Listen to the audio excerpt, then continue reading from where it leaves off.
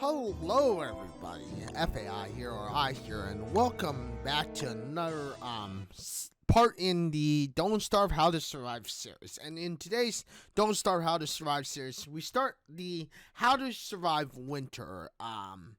And of course, what you can do to survive winter. Now, this will probably be a bit of a quick video because, it's just not a super indefinite long video that we can discuss.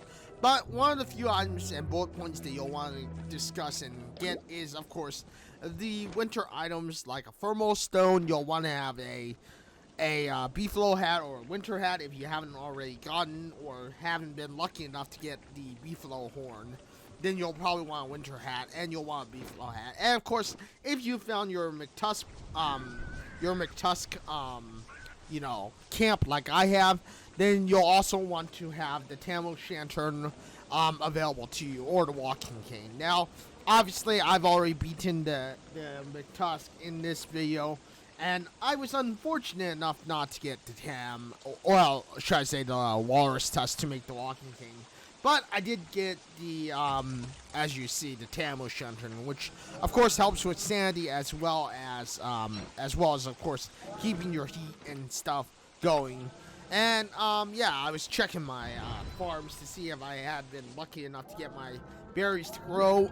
Unfortunately, it seems as though I was not that lucky this time around. So yeah, I'm sad that my berries are not grown, but that's okay. You know, there are different choices of food that you should look into.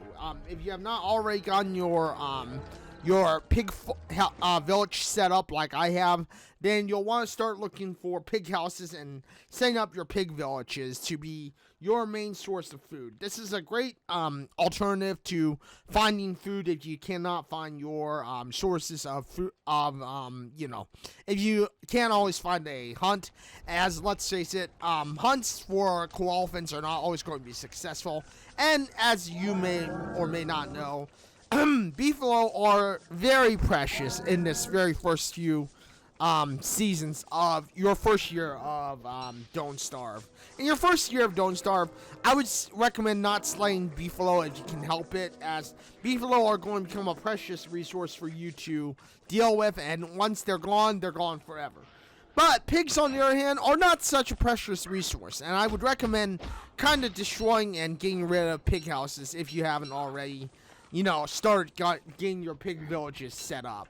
Pig villages are going to be a decent supply of food and a very good source of meat if you're someone like Wigfrid, who pretty much relies completely on meat. Another thing during the winter that I would recommend is starting to get your bird cage if you have not already. Chances are you have not already gone to your bird cage, so you probably should consider looking into your bird cage when it comes to, seeds as well as, building your fillers.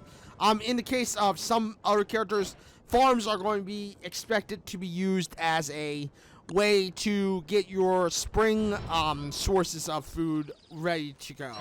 Stuff like dragon fruit pie and other things. But in the case of like Wigfrid, we're mostly using farms to make fillers for our stuff like pierogies and stuff, but also for our meatballs and whatnot. At the end of the day, Wigfrid is of course one of those characters that you will not see very often being able to utilize something as simple as like a dragon fruit pie or fistful jam, trail mix. Most of the stuff that we're going to be using our farms for will be for fillers. Thus is where pig farms or pig villages come into play. In the case of pig villages, we want to create pig villages so we have an indefinite source of meat. Another indefinite source of meat that we can use is of course the spider farm, the spider nest. And spiders, while they're a great source of silk and also healing items, they are also a great source of monster meat. Now, sadly, unfortunately for us, monster meat is not going to be as useful as it it will be for someone like Forsay Weber, who can of course use monster meat to make monster lasagna, which is another source of food for Weber. In the case of most characters, though, if you're not playing Weber, you're going to see monster meat not being able to be used as often as it should be used or as it could be used. So, at the end of the day, this is why it's important to make sure that you have a source of meat like, pig houses available to you. As koala hunts are not always going to be readily available, you're going to have to find another way of creating meat. Now, how else could you control or get meat if you're someone who relies heavily on meat? Well, if you have to rely on a source of meat and a filler for your food, then I would recommend looking into traps. Now, what can traps be used for? Well, traps can be used to catch bunnies. Now, bunnies are going to be somewhat of a luxury to have during spring and summer, but in the winter, your main source of small meat or filler in some cases is, of course, bunny holes or bunny hutches. Not the bunny houses that you will see in the caves, but bunny holes that you will find throughout the world. And in some cases, your first year will probably be spent on the outworld, just making sure that you have all the food sources available to you. So I would recommend starting to look into building traps and getting grass and twigs to make the 15 days of surviving winter much easier, as you will be capturing bunnies to, of course, get small meat. And small meat, of course, will be used to get yourself, your meatballs and stuff, or your meat for, for food, in the case of being Wigfrid.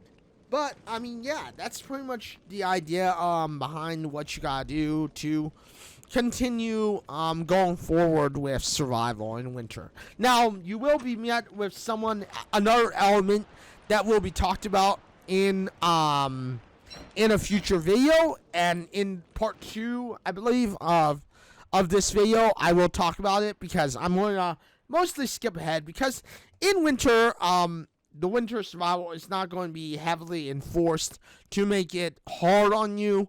In fact, this is just making sure that you have your food set up, as well as maybe, preparing your base for the inevitable next few years or indefinite survival of your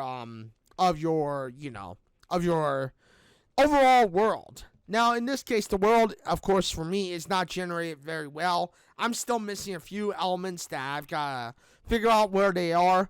But, in the end of the day, I'm going to try to get the walking cane. And once I get the walking cane, I will do as much survival and stuff, as well as, getting my traps for bunny farming available. But, of course, you want to make sure that you can, in general, you want to make sure that you can, have a source of food available to you. But with that being said, that's pretty much it for this video. Winter survival is fairly easy. Just gather up grass and twigs and try your best to continue to just get the overall best survival stuff that you can. Make sure that your food is topped off as best as it can be.